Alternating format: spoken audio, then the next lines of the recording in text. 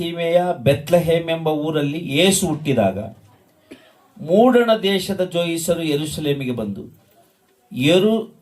ಯಹೂದ್ಯರ ಅರಸನಾಗಿ ಹುಟ್ಟಿದವನು ಎಲ್ಲಿದ್ದಾನೆ, ಆತನನ್ನು ಸೂಚಿಸುವ ನಕ್ಷತ್ರವನ್ನು ನಾವು ಮೂಡಣ ದೇಶದಲ್ಲಿ ಕಂಡು ಆತನಿಗೆ ಅಡ್ಡ ಬೀಳುವುದಕ್ಕೆ ಬಂದೆವು ಅಂದರು. ಯೇಸುವನ್ನ ನೋಡುವುದಕ್ಕೆ ಜೋಯಿಸರು, ದೊಡ್ಡ ದೊಡ್ಡ ಜ್ಞಾನಿಗಳು, ಯೇಸುವನ್ನು ನೋಡೋದಕ್ಕೆ ಮೂಡಣ ದೇಶದಿಂದ ಬಂದರಂತೆ. ಅಲ್ಲಿ ಬಂದು ಯೆರೂಸಲೇಮಿನಲ್ಲಿ, ಯೇಸು ಹುಟ್ಟಿದ ಊರಿನಲ್ಲಿ ಈ ಜೋಯಿಸರು ಬಂದು ಕೇಳ್ತಾರೆ. ಅಲ್ಲಿ ರಾಜನ ಹೆರೋದನ ಮೂಡಣ ದೇಶದಿಂದ ಬಂದಿದ್ದೇವೆ, ಯೇಸುವಿಗೆ ಅಡ್ಡ ಬಿದ್ದು ಆರಾಧನೆ ಮಾಡಕ್ಕೆ ಬಂದಿವೆ ಅಂತಾರೆ. ಏನಂತೆ? ದೇವರಿಗೆ ಅಡ್ಡ ಬಿದ್ದು ತಗ್ಗಿಸ್ಕೊಂಡು ನಾವು ದೇವರಿಗೆ ಅಡ್ಡ ಬೀಳ್ತೀವ? ಮೊಣಕಾಲೂರದೇ ಕಷ್ಟ. ಚೇರ್ಗಳ ಮೇಲೆ ಕೂತ್ಕೊಳ್ತೀವಿ, ಒಳ್ಳೇದು ನಮಗೀಗ ಅಲ್ಲ. ಪ್ರಾರ್ಥನೆ ಮಾಡ್ರಿ, ಮಂಡಿ ಊರಿ ಅಂದ್ರೆ ಊರಲ್ಲ, ದೇವ್ರನ್ನ ಆರಾಧನೆ ಮಾಡಲ್ಲ. ಅವರಂತೆ ಯೇಸುವನ್ನ ಕಂಡು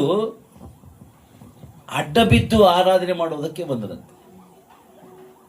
ಯೇಸುವನ್ನ ಸೂಚಿಸುವ, ತೋರಿಸುವ ಒಂದು ನಕ್ಷತ್ರವನ್ನು ಕಂಡು ಬಂದೇವಂತಾರೆ ಅವರು. ಏನ್ ಹೇಳ್ತಾರೆ ಹೇಳ್ರಿ?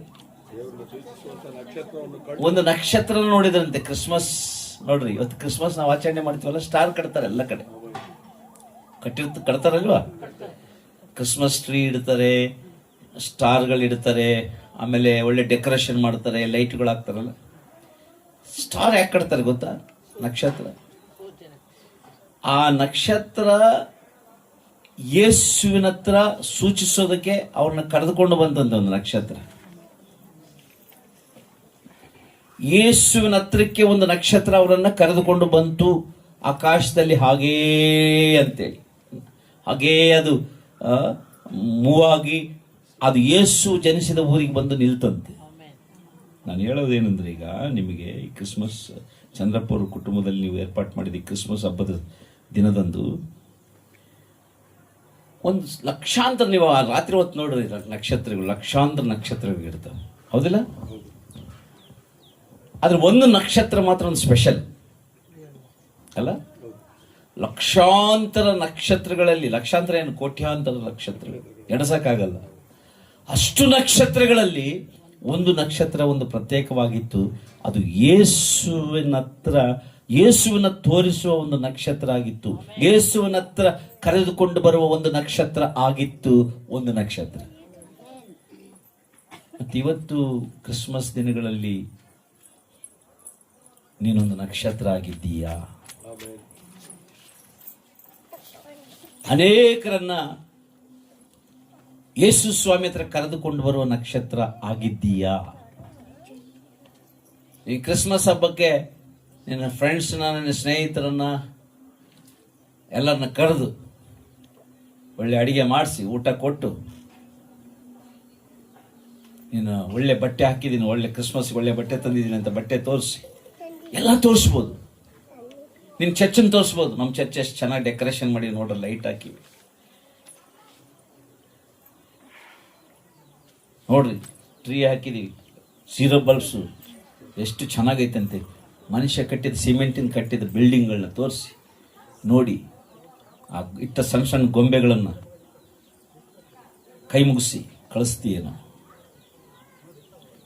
ನಿಜವಾದ ಯೇಸುವನ್ನ ಒಂದು ನಕ್ಷತ್ರವಾಗಿ ನೀನು ಯೇಸುವಿನ ಕರೆತರುವ ಒಬ್ಬ ದೇವರ ಮಗನ ಮಗಳಾಗಿ, ನಿಜವಾದ ಸ್ಟಾರ್ ಆಗಿ ನೀನು ಇದ್ದೀಯಾ?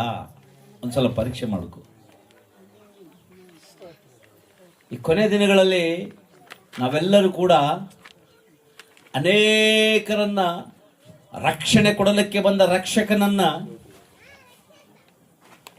ಅನೇಕರಿಗೆ ಬಿಡುಗಡೆಯನ್ನು ಕೊಡಲಿಕ್ಕೆ ಬಂದಂತ ಯೇಸುವನ್ನ ತೋರಿಸುವ ನಕ್ಷತ್ರವಾಗಿ ನೀನಿರಬೇಕು.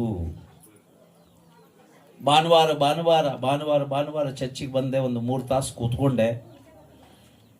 365 ದಿವಸದಲ್ಲಿ ಬರುವ 12 ತಿಂಗಳಲ್ಲಿ ತಿಂಗಳಿಗೆ 4 ಭಾನುವಾರ, ಇನ್ನು 12 ತಿಂಗಳು ಎಲ್ಲ ಭಾನುವಾರಗಳು ನಾನು ಬಂದು ಹೋದೆ. ಕೆಲವು ಭಾನುವಾರಗಳು ಬರೋಕ್ಕಾಗಲಿಲ್ಲ, ಕೆಲಸ ಇತ್ತು, ಹೊಲ ಇತ್ತು, ಮನೆ ಇತ್ತು, ದುಡಿಮೆ ಇತ್ತು. ಅದೊಂದು ಧ್ಯಾನ ಮಾಡ್ತೀನಿ. ಭಾನುವಾರ ಒಂದು ಬಂದು ಒಂದಿಷ್ಟು ಕಾಣಿಕೆ ಕೊಟ್ಟು ಪ್ರಾರ್ಥನೆ ಮಾಡ್ಕೊಂಡು ಮತ್ತು ನನಗೆ ಅಂತೇಳಿ ಹಿಂಗೆ ನಾಮಕಾವಸ್ಥೆಯ ಬದುಕ್ತಾ ಇದೆಯಾ, ಅಥವಾ ನಿನ್ನ ಬದುಕಿನಲ್ಲಿ ನಿನ್ನ ಜೀವನದಲ್ಲಿ ಕೆಲವರನ್ನಾದರೂ ದೇವರ ಪರಿಚಯ ಮಾಡುವಂಥ ಒಂದು ನಕ್ಷತ್ರದ ರೀತಿಯಲ್ಲಿ ಇದೆಯಾ?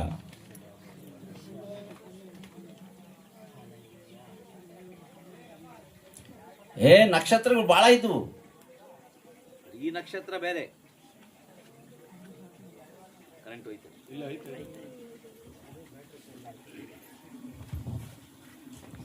ಆಕಾಶದಲ್ಲಿ ಅನೇಕ ನಕ್ಷತ್ರಗಳಿದ್ವು. ಚೆನ್ನಾಗಿ ಕೇಳಿಸ್ಕೊಳ್ಳಿ, ಆಕಾಶದಲ್ಲಿ ಬಹಳ ನಕ್ಷತ್ರ ಇದ್ವು. ಆದ್ರೆ ಈ ನಕ್ಷತ್ರ ಬೇರೆ ರೀ. ತನಗೆ ಕೊಟ್ಟು ಕೆಲಸ ಕರೆಕ್ಟಾಗಿ ಮಾಡಿತು, ತನ್ನ ಕೆಲಸ ತಾನು ಬಹಳ ಅಚ್ಚುಕಟ್ಟಾಗಿ ಮಾಡಿತು. ಇವತ್ತು ನೀನು ಯೇಸುವನ್ನು ನಂಬಿಕೊಂಡ ದೇವರ ಮಗಳು ಎಲ್ಲರಂಗೆ ಬದುಕ್ಬಿಡ್ತಾ ಇದೆಯಾ?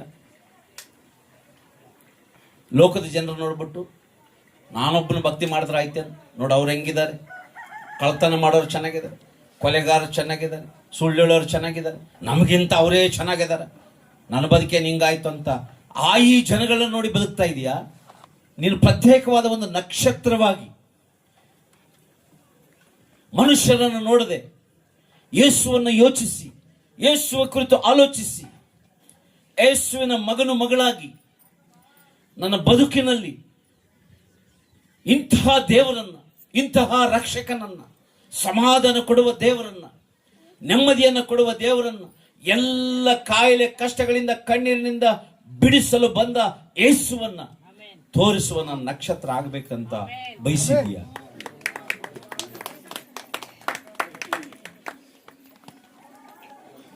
ಯೇಸು ಎಂಬ ನಾಮ ಎಂಥ ಚಂದ ನಾಮ, ಎಲ್ಲ ಜಾತಿ ಜನಕ್ಕೆ ಬೇಕು ನಿನ್ನ ನಾಮ.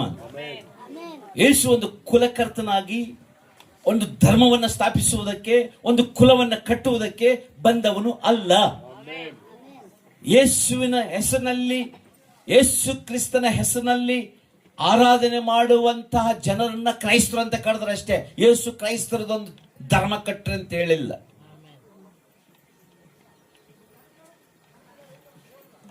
ಜನನೇ ಕರೆದ್ರು ಹಾಗೆ ಕ್ರೈಸ್ತರು ಅಂತ. ಕ್ರಿಸ್ತನ ಆರಾಧನೆ ಮಾಡುವವ್ರನ್ನ ಕ್ರೈಸ್ತರು ಅಂತ ಕರೆದ್ರ ಆಟೆ.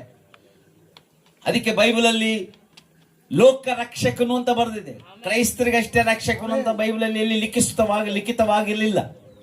ಬೈಬಲಲ್ಲಿ ನೀವು ಚೆನ್ನಾಗಿ ಓದುವುದಾದ್ರೆ ಬೈಬಲಲ್ಲಿ ಕ್ರೈಸ್ತರ ದೇವರು ಕ್ರೈಸ್ತರಿಗಷ್ಟೇ ಅಂತ ಬರೆಯಲ್ಪಡಲಿಲ್ಲ. ಯೇಸು ಕ್ರಿಸ್ತನು ಸರ್ವ ಲೋಕಕ್ಕೆ ಕರ್ತನು, ರಕ್ಷಕನು. ಆತನು ಎಲ್ಲರಿಗೆ ಪ್ರಭುವು.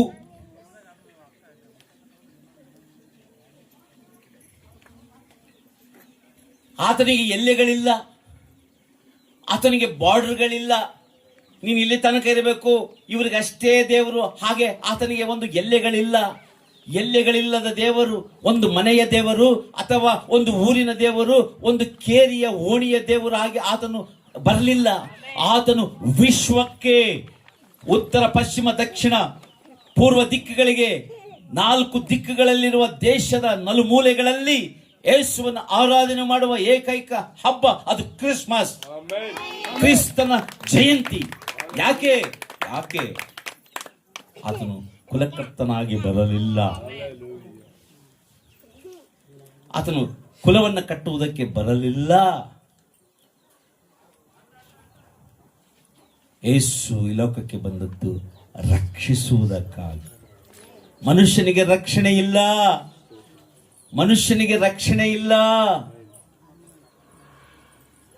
ಈತನು ಭಕ್ಷಕನಲ್ಲ.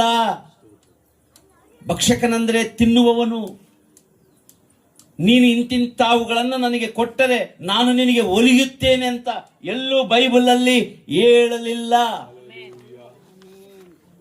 ಈತನೇ ತನ್ನ ಪ್ರಾಣವನ್ನ ಮನುಗುಲಕ್ಕಾಗಿ, ಮನುಷ್ಯನ ಪಾಪ ಪರಿಹಾರಕ್ಕಾಗಿ ತನ್ನ ದೇಹದಲ್ಲಿನ ಕೊನೆ ಹನಿಯ ರಕ್ತವನ್ನು ಸುರಿಸಿದ ದೇವರು, ಯಜ್ಞಾರ್ಪಿತನಾದ ಬಲಿಯಾದ ದೇವರು. ಕಾಮ ಕ್ರೋಧ ಮದ ಮತ್ಸರಗಳಿಲ್ಲದ ಅಗಮ್ಯ ಬ್ರಹ್ಮಚಾರಿ, ಪರಿಶುದ್ಧನಾದ ದೇವರು. ಆತನಲ್ಲಿ ಪಾಪವಿಲ್ಲ. ಪಾಪವಿಲ್ಲದವರೇ ಪಾಪದಿಂದ ಬಿಡಿಸಲಿಕ್ಕೆ ಸಾಧ್ಯ. ಕಣ್ಣು ಚೆನ್ನಾಗಿ ಕಾಣುವವನೇ ದಾರಿ ತೋರಿಸಕ್ಕೆ ಸಾಧ್ಯ. ಕುರುಡನು ದಾರಿ ತೋರಿಸಕ್ಕಾಗದಿಲ್ಲ, ಅವನಿಗೆ ಕಣ್ಣಿಲ್ಲಲ್ಲ, ದಾರಿ ಹೇಗೆ ತೋರಿಸ್ತಾನೆ? ಪರಿಶುದ್ಧನಾದ ದೇವರು, ನನ್ನಲ್ಲಿ ನೀವು ಪಾಪವನ್ನ ತೋರಿಸಿ ಕೊಡಬಲ್ಲಿರಾ ಅಂತ ಹೇಳಿದ ದೇವರು ಪಾಪವನ್ನು ಬಿಡಿಸಲಿಕ್ಕೆ ಬಂದ. ಆತ ಹೊರದೇಶದ ದೇವರಲ್ಲ, ಯಾವುದೋ ಊರಿನ ಒಂದು ಮನೆಯ ದೇವರಲ್ಲ. ಆತನು ಸರ್ವ ಮನುಕುಲಕ್ಕಾಗಿ ಪ್ರಾಣ ಕೊಡುವುದಕ್ಕೆ ಬಂದ ದೇವರು.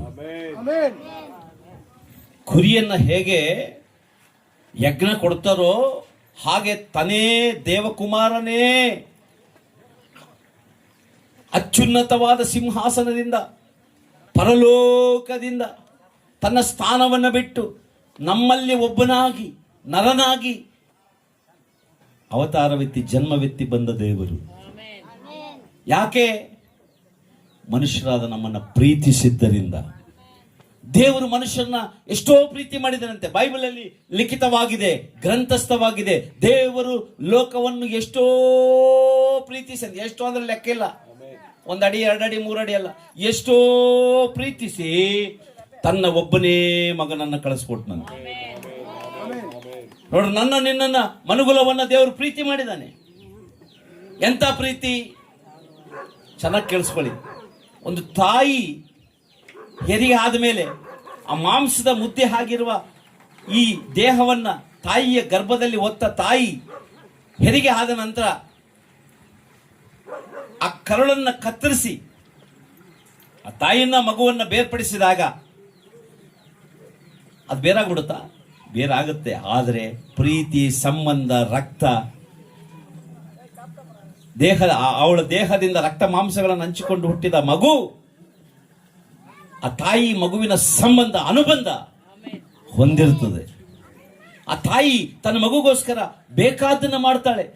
ತಾನು ಉಪವಾಸವಿದ್ದಾದರೂ, ತನ್ನ ಜೀವವನ್ನು ಇಟ್ಟಾದರೂ ತನ್ನ ಮಗುವಿನ ಕ್ಷೇಮವನ್ನು ಬಯಸ್ತಾಳೆ ತಾಯಿ.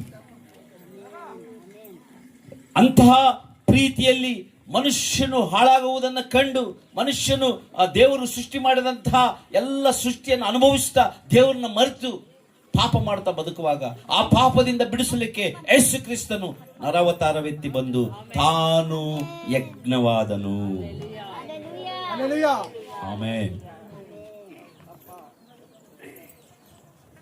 ಮತ್ತು ಯೇಸು ಪ್ರೀತಿಯಿಂದ ನಮ್ಮಗಳನ್ನ ಬಿಡಿಸಿ, ನಮ್ಮ ಪಾಪಗಳಿಂದ ಬಿಡಿಸಿ ನಮ್ಮನ್ನು ಸುಕ್ಷೇಮವಾಗಿಡಬೇಕಂತ ಬಂದ ದೇವರು. ಅದರ ಅನೇಕ ವಿಚಾರಗಳನ್ನು ಅನೇಕರ ಜೀವನದಲ್ಲಿ ಮಾಡಿದ ಹಾಗೆ ನಾವು ಬೈಬಲಲ್ಲಿ ಓದ್ತೇವೆ.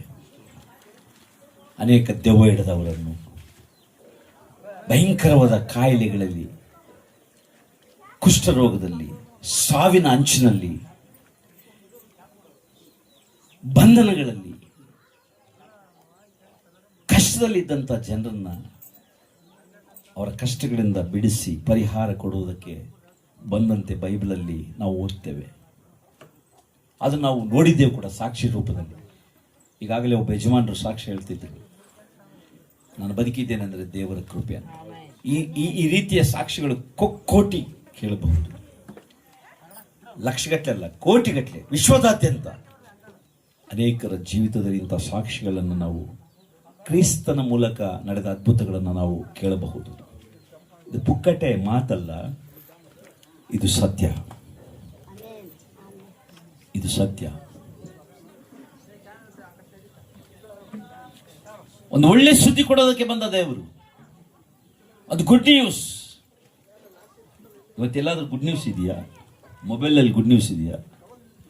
ಟಿವಿಯಲ್ಲಿ ಗುಡ್ ನ್ಯೂಸ್ ಇದೆಯಾ? ನಿಮ್ಮ ಕಳ್ಳು ಬಳ್ಳಿ ಅಣ್ಣ ತಮ್ಮರಲ್ಲಿ ಗುಡ್ ನ್ಯೂಸ್ ಇದೆಯಾ? ಒಳ್ಳೆ ಸುದ್ದಿ ಇಲ್ಲ ರೀ.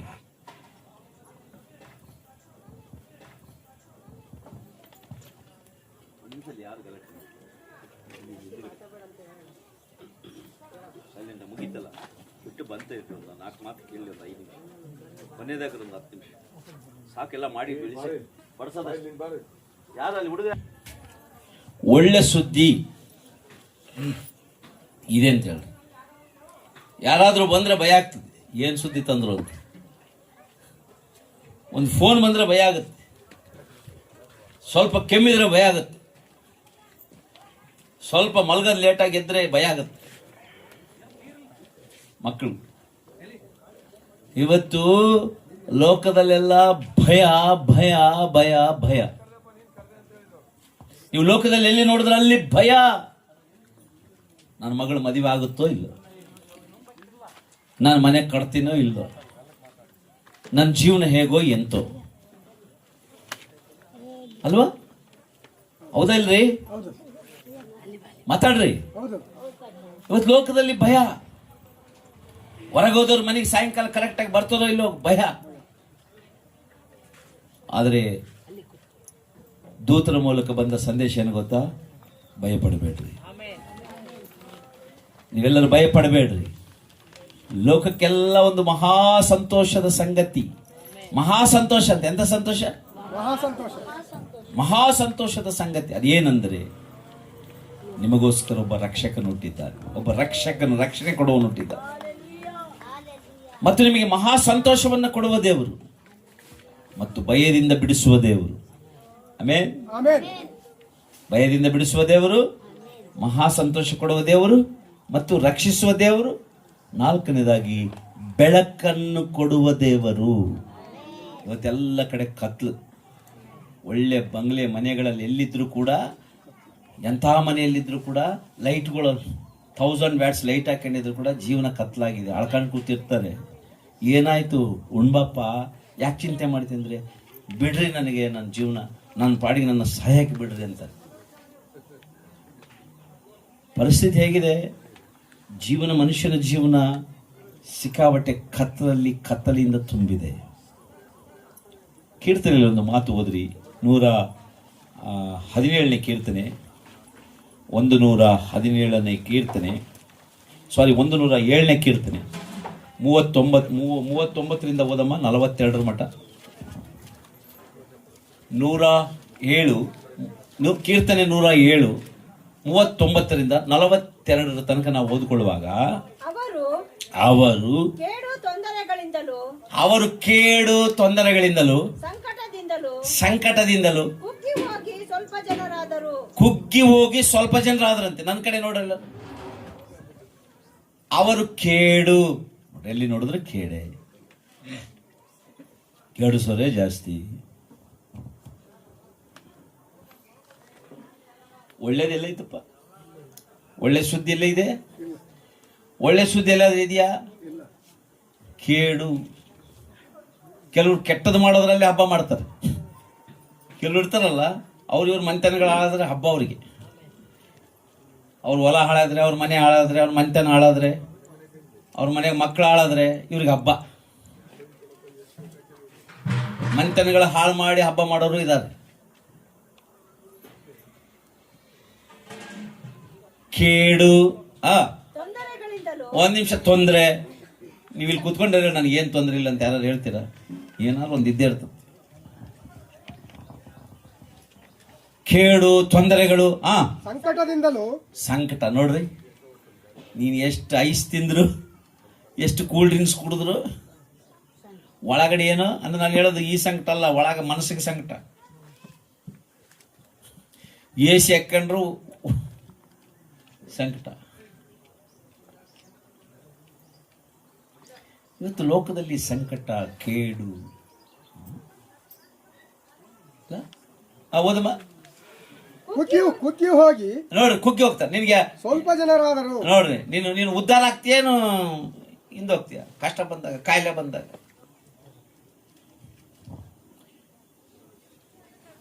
ಒಬ್ಬರಿಗೆ ಹುಷಾರಿಲ್ಲ ನಿಮ್ಮ ಮನೆಗೆ ಅಂತ ಇಟ್ಕೊಳ್ರಿ. ಮನೆ ಮಂದಿಗೆ ಉದ್ಧಾರ ಆಗ್ತಾರ? ಮನೆ ಮಾರ್ಬೇಕು ಹಾಸ್ಪಿಟ್ಲಿಗೆ, ಇವತ್ತಿನ ರೋಗಗಳಿಗೆ.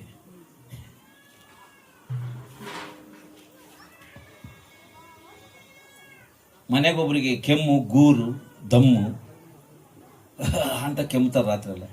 ಮನೆಗಿದ್ದವ್ರಿಗೆ ನಿದ್ದೆ ಬರ್ತದೆ ಎಲ್ಲರಿಗೆ. ನಿಂದೇನ ಚಿಯಾ ಸಾಯಾರ ಸಾಯವಲ್ಲ ಅಂತಾರೆ. ನಮಗೆ ನಿದ್ದಿಲ್ಲ, ಹೌದಾ? ಹೌದು. ನಮಗೆ ಯಾಕೆ ಮೂಲಾಗಿಯ?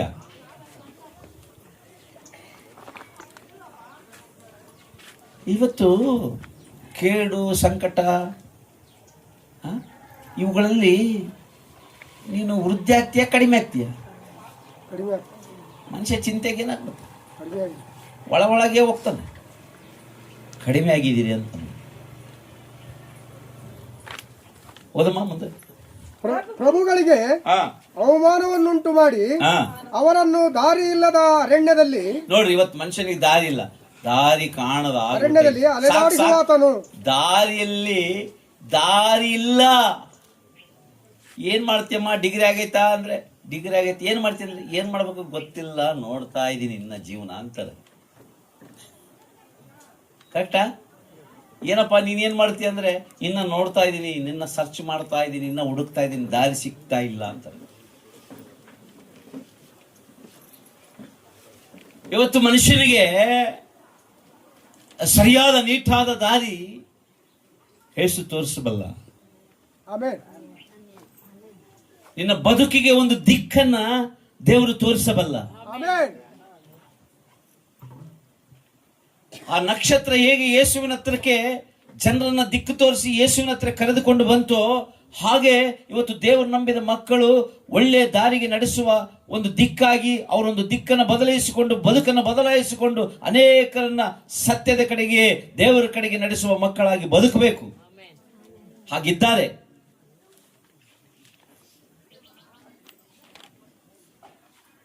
ಅವ್ರ ಬದುಕೇನಂತೆ? ದಾರಿ ಕಾಣದೆ ಅರಣ್ಯದಲ್ಲಿ. ಎಲ್ಲಂತೆ? ಅರಣ್ಯದಲ್ಲಿ ಅಲೆದಾಡಿಸುವಾತನು. ನೋಡ್ರಿ, ಅರಣ್ಯದಲ್ಲಿ ಅಲೆದಾಟ. ನೋಡ್ರಿ, ಅರಣ್ಯದಲ್ಲಿ ಅಲೆಟ ಅಂದ್ರೆ ಅಲ್ಲಿ ಏನು ಕೂಲ್ ಡ್ರಿಂಕ್ ಸಿಗ್ತದೆ ಕಾಡ್ನಾಗ?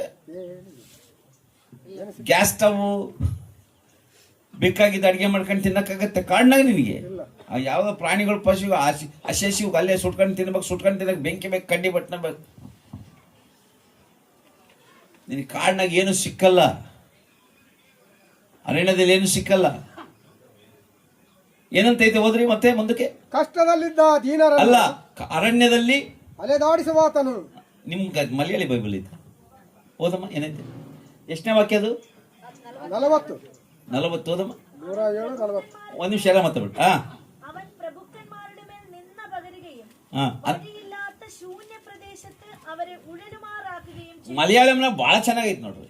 ಇಲ್ಲಿ ಅರಣ್ಯ ಅಂತಾನೆ, ಅರಣ್ಯನಾಗ ಎಲೆ ತಿನ್ಬೋದು, ಹಣ್ಣು ತಿನ್ಬೋದು. ಇಲ್ಲಿ ಶೂನ್ಯ ಪ್ರದೇಶ ಅಂತಾನೆ, ಏನಿಲ್ಲ ಅಂತಾನಲ್ಲಿ. ಚೆನ್ನಾಗಿ ಬರುತ್ತೆ. ತೆಲುಗಿನಾಗ ಹಂಗೈತೆ, ಮರುಭೂಮಿ ಅಂತ ಐತಿ ತೆಲುಗಿನಾಗ. ತೆಲುಗು ಬೈಬಲ್ ನಾನು 3-4 ಬೈಬಲ್ ಓದ್ತೀನಿ, ಅದರಲ್ಲಿ ಮರುಭೂಮಿ ಅಂತ. ಮರುಭೂಮಿಗೆ ಏನು ನೀರು ಸಿಗಲ್ಲ. ಇಲ್ಲಿ ಕಾಡ್ನಾಗಾರ ಸ್ವಲ್ಪ ಅಲ್ಲಿ ಜೆರೆಗೆ ನೀರು ಹರಿತಾವ ನೋಡ್ರಿ. ಶೂನ್ಯ ಪ್ರದೇಶದಲ್ಲಿ ಆಮೇನ್ ಒಣ್ಣುಮೇ ಇಲ್ಲ, ನೀರಿಲ್ಲ, ಏನಿಲ್ಲ, ಮರುಭೂಮಿ. ನೀನ್ ತಿನ್ನಕ್ಕೆ ಮರಳು ತಿಂತೀಯ?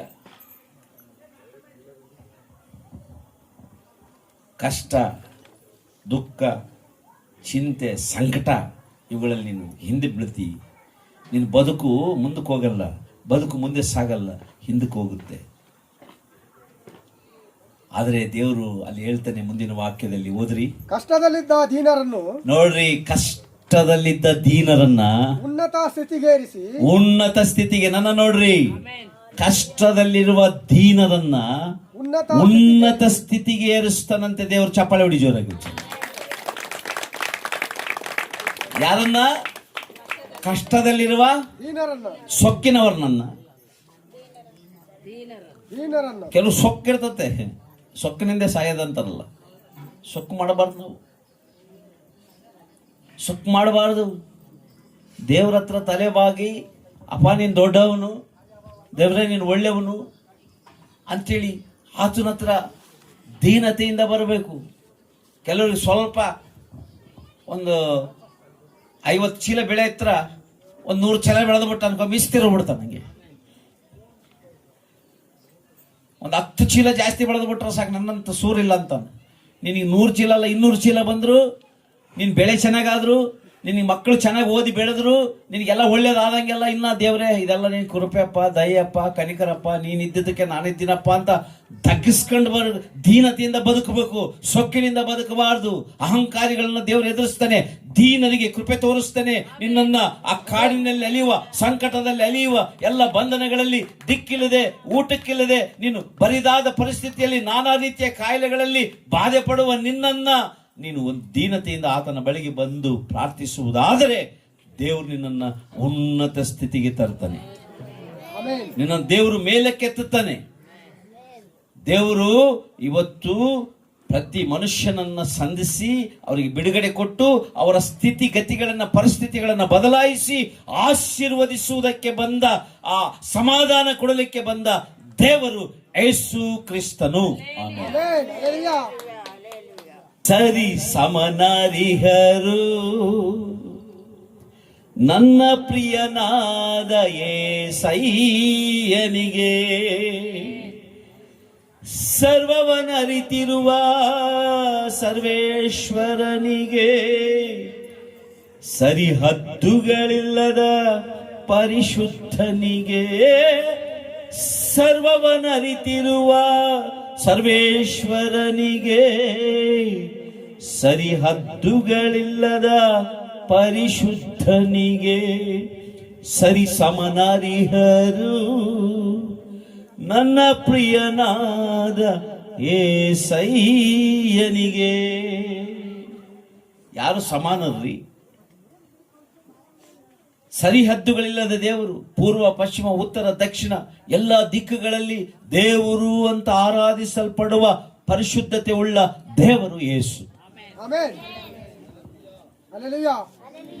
ಅದಕ್ಕೆ ಪ್ರಿಯ ದೇವಜನರೇ, ಈ ಹೆಬ್ಬಾಳಿನ ಚಂದ್ರಪ್ಪ ಅವರ ಕುಟುಂಬದ ಬಂಧು ಬಳಗದವರೇ, ಇನ್ನೂ ನೀವು ಯಾರಾದರೂ ದೇವರಿಂದ ದೂರ ಇದ್ರೆ, ಇನ್ನೂ ದೇವ್ರನ್ನ ತಿಳ್ಕೊಳ್ಳದೇ ಇದ್ರೆ, ದೇವ್ರನ್ನ ಕಂಡುಕೊಳ್ಳದೇ ಇದ್ರೆ, ಇದು ಚಂದ್ರಪ್ಪವ್ರ ದೇವ್ರು ಬಿಡು, ನಮ್ಮ ದೇವ್ರೇನಲ್ಲ, ಅವ್ರು ಏನೋ ನಡ್ಕಂತಾರಂತೆ, ಕರ್ದಾಗ ನಾನು ಸುಮ್ಮನೆ ಹೋಗಿನಿ. ಇವತ್ತು ಹಬ್ಬ ಅಂತ ಅವ್ರದ್ದೇನು, ನಾನು ಸುಮ್ಮನೆ ಹಂಗೆ ಬಂದೀನಿ. ಅವ್ರದವ್ರು ಮಾಡ್ಕೊಂತಾರಪ್ಪ, ನಮ್ಗೇನಿಲ್ಲ, ನಮ್ಗೇನು ಸಾಂಗ್ ಬಂದಿಲ್ಲ, ಅವ್ರದವ್ರು ಮಾಡ್ಕೊಂತಾರ. ಏನು ಕರೆದಾರ, ಮತ್ತೆ ನಾವು ಕರೆದಾಗ ನಾಳೆ ಬರ್ತಾರ, ಇಲ್ಲ ಹೋಗ ನಡೀತಾಗ ಬಂದಿ ಏನು.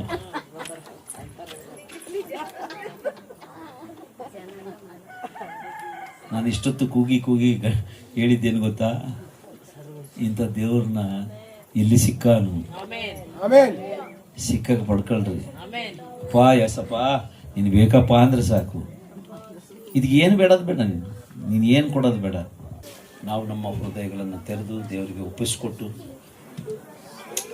ಒಳ್ಳೆ ದೇವರಾದ ಯೇಸುವಿನ ಸನ್ನಿಧಾನದಲ್ಲಿ, ಅಂದು ಒಂದು ನಕ್ಷತ್ರ ಹೀಗೆ ಯೇಸುವಿನ ಹತ್ರ ಅನೇಕನ ಕರೆದುಕೊಂಡು ಬಂತು, ಹಾಗೆ ನಾವು ನಕ್ಷತ್ರಗಳಂತೆ ಬೆಳಕಾಗಿ ನಾವು ದೇವರ ಹತ್ರ ನಡೆಸುವ ಜನರಾಗಿ, ದೇವ್ರ ಮಕ್ಕಳಾಗಿ ಈ ಕ್ರಿಸ್ಮಸ್